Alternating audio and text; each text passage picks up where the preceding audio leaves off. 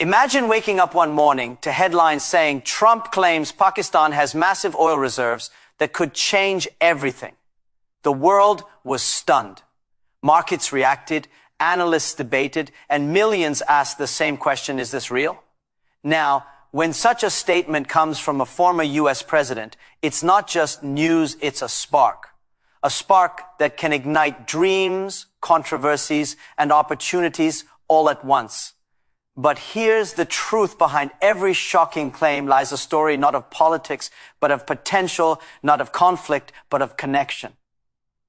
Today, I want to take you on a journey beyond the headlines, beyond the noise, into the real story behind this claim. What does it mean for Pakistan's future, for global energy politics, and for the balance of power in Asia? Could this actually change the way the world sees Pakistan? Or is it another illusion shaped by ambition and media hype? In this talk, we will explore facts, not fiction vision, not vanity. Because when big words echo across the world, wise minds don't react, they reflect. Stay with me till the end of this video, because what we uncover together might just change the way you understand energy, power, and possibility in our time. Let's begin with curiosity, with clarity, and with the courage to seek the truth. In July 2025, a significant announcement was made that drew global attention. The United States and Pakistan declared a new trade agreement centered around energy collaboration, particularly focusing on Pakistan's untapped oil potential. This development came during a time when both nations were seeking to redefine their economic partnerships in the face of changing geopolitical dynamics. The deal was presented as a bold move towards strengthening bilateral ties and diversifying energy investments, with Washington pledging technical support and American firms expressing interest in oil exploration within Pakistan's territory. According to Reuters, the agreement included elements of energy cooperation, technology transfer, and strategic investments aimed at modernizing Pakistan's resource infrastructure while enhancing U.S. economic presence in South Asia. From Pakistan's perspective, this agreement symbolized an opportunity to shift from dependency on imported oil, a burden that has long strained its foreign reserves, toward greater self-sufficiency. Pakistan's domestic energy demand has grown rapidly in recent years, driven by industrial expansion and population growth, yet its local production has lagged behind. Partnering with the U.S. offered not just capital and expertise, but also a form of credibility in global markets, signaling to other investors that Pakistan was ready to open its energy sector to international collaboration. For the U.S., the deal reflected a broader strategic interest in counterbalancing China's influence in Pakistan through the China-Pakistan Economic Corridor, CPEC, by reestablishing economic engagement in key areas like energy, technology, and trade. The announcement also had a symbolic dimension. When former U.S. President Donald Trump described Pakistan's oil reserves as massive, it immediately generated excitement, but also skepticism. Analysts pointed out that while Pakistan has explored for hydrocarbons for decades, no substantial reserves comparable to major producers have been confirmed. Nonetheless, the rhetoric surrounding massive reserves served a diplomatic purpose. It created optimism and renewed momentum for cooperation. It aligned with Washington's goal of encouraging American companies to re-enter the South Asian market, while giving Islamabad a narrative of hope and opportunity. The trade agreement's success, however, hinges on practical factors, geological realities, security in exploration zones, and transparent policy frameworks to attract sustained investment. Still, the July 2025 announcement represents a strategic recalibration, the U.S. signaling renewed economic interest in Pakistan, and Pakistan positioning itself as a potential energy player seeking modernization and balance in its global partnerships. The claim that Pakistan possesses massive oil reserves attracted enormous media attention, especially after former U.S. President Donald Trump publicly referenced it as a justification for renewed U.S.-Pakistan economic cooperation. However, independent data and geological surveys suggest a more modest reality. Pakistan's proven oil reserves are estimated at around 353 million barrels, a figure that pales in comparison to neighboring producers like Saudi Arabia, Iran, or even smaller Middle Eastern states. Over the years, Pakistan has conducted extensive exploration with mixed success. Despite decades of drilling in Sindh, Punjab, and Balochistan, large-scale discoveries capable of transforming its energy profile have remained elusive. The country continues to import roughly 85% of its crude oil and refined petroleum products, underscoring its limited domestic capacity. Energy experts emphasize that proven reserves are only those quantities confirmed to be recoverable under existing economic and operational conditions. Pakistan's unproven or speculative reserves, while potentially larger, remain uncertain, and without extensive exploration and technological input, these numbers cannot be reliably confirmed. The optimism expressed by Trump and some Pakistani officials appears to stem from preliminary geological surveys that identify deep-lying sedimentary basins, particularly in Balochistan and offshore Makran. These regions have long been considered promising but underexplored due to logistical challenges, security issues, and the high costs associated with deep drilling technology. Historically, Pakistan's energy exploration efforts have faced hurdles beyond geology. Political instability, inconsistent investment policies, and inadequate infrastructure have discouraged many international oil companies from long-term commitments. Several exploration projects initiated by global firms in the 1990s and early 200s. Zeros were either abandoned or scaled down due to lack of commercial viability. While modern technology may increase the likelihood of success, experts remain cautious, warning that transforming theoretical reserves into economically viable production requires years of consistent policy, stable governance, and significant capital. Moreover, global energy trends are evolving. As the world transitions toward renewables and cleaner fuels, large-scale investment in fossil exploration faces increasing scrutiny. For Pakistan, the challenge is twofold: to responsibly explore whatever hydrocarbon potential it may have, while simultaneously diversifying towards sustainable sources like solar and wind. Thus, while the rhetoric of massive oil reserves may have served political and diplomatic purposes, the factual picture remains nuanced.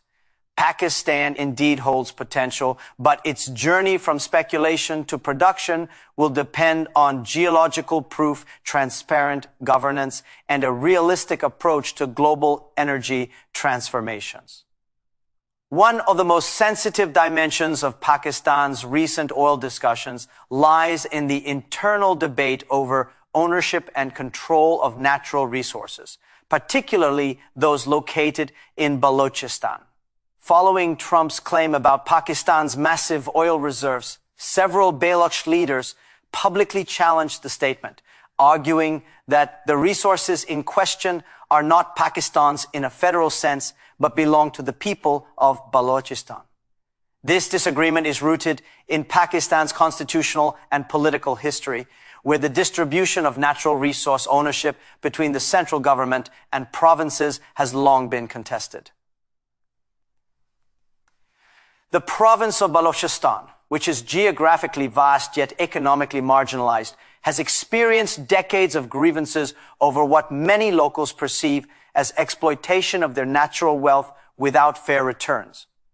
Under Pakistan's constitutional framework, natural resources technically fall under a shared jurisdiction between federal and provincial authorities.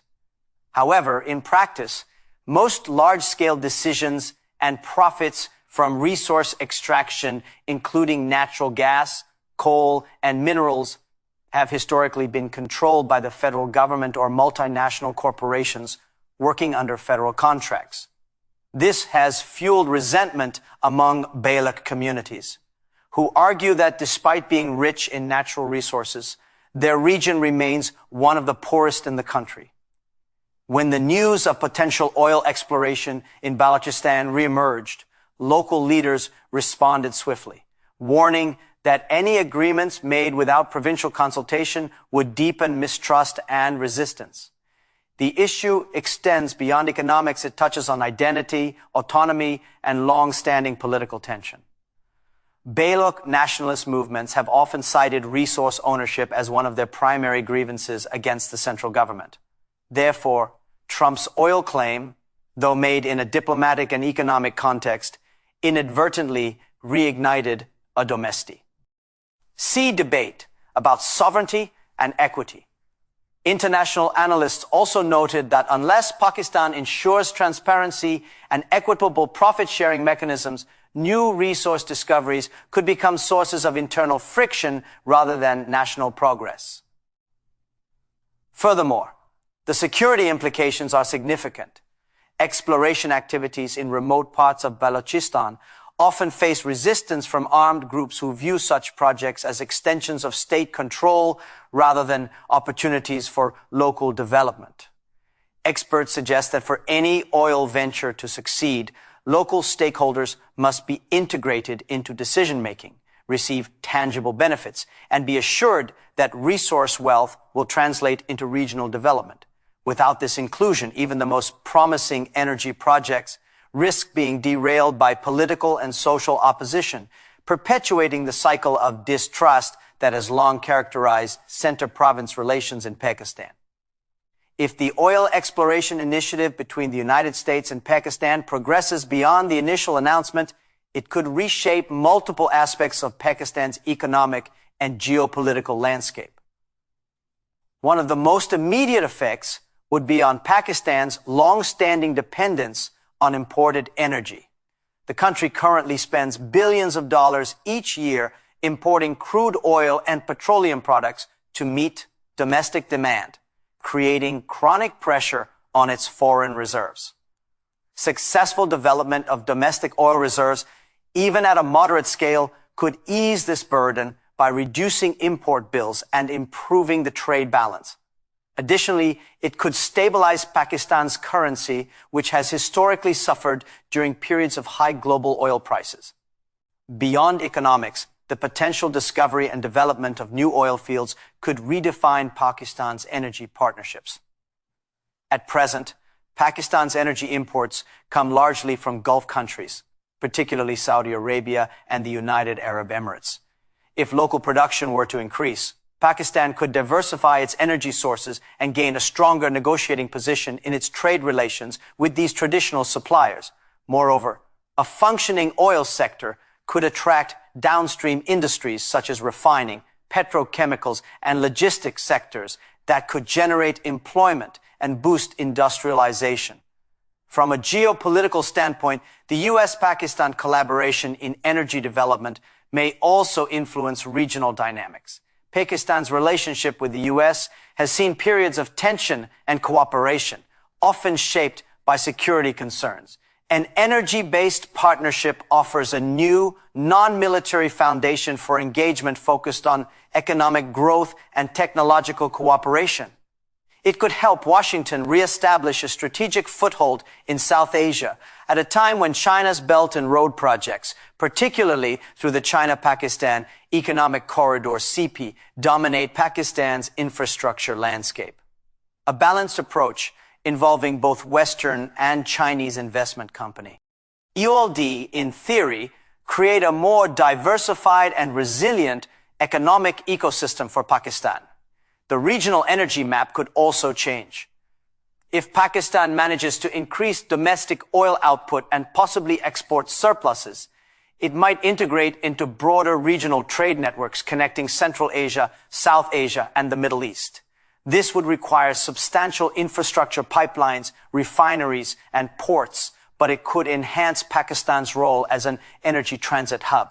However, these opportunities depend heavily on stability, transparent governance, and investor confidence, without addressing issues like policy inconsistency, corruption, and security risks in exploration zones, the theoretical benefits of such collaboration may remain unrealized.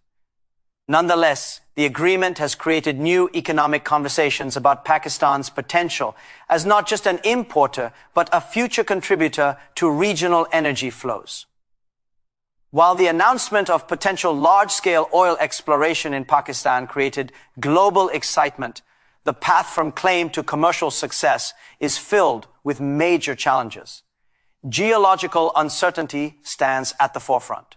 Despite optimism about untapped reserves, Pakistan's terrain is complex and difficult to survey. Many of its sedimentary basins remain underexplored, and past drilling efforts have produced limited results. The presence of hydrocarbons is only part of the equation. Identifying reservoirs large enough to be economically viable requires advanced seismic data, deep drilling technologies, and sustained investment. Without these, bold claims about massive reserves risk remaining speculative rather than transformational. Fiscal and financial constraints pose another layer of difficulty. Exploration and production of oil demand high upfront costs, long project timelines, and significant technological expertise.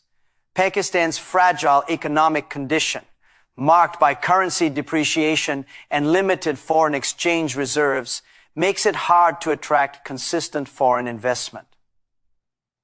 International oil companies often seek stability and predictable returns, both of which depend on policy consistency and protection from political risks. Pakistan's history of abrupt policy shifts, tax disputes, and bureaucratic red tape has previously discouraged major investors. For this new venture to succeed, the government would need to guarantee transparent frameworks, incentives for exploration, and safeguards for investors. Security challenges further complicate the situation. Many promising geological zones, particularly in Balochistan and parts of Khyber Pakhtunkhwa, are located in regions that have witnessed periodic unrest and militancy. Exploration teams often face logistical hurdles and safety concerns that can delay or even halt operations.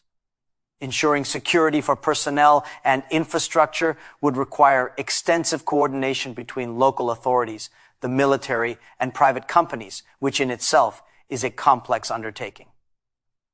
Infrastructure limitations also play a major role. Pakistan's oil transportation network, refinery capacity, and storage facilities are inadequate for large-scale production. Building or upgrading this infrastructure demands billions in investment and long-term planning. At the same time, environmental concerns are increasingly shaping international financing decisions.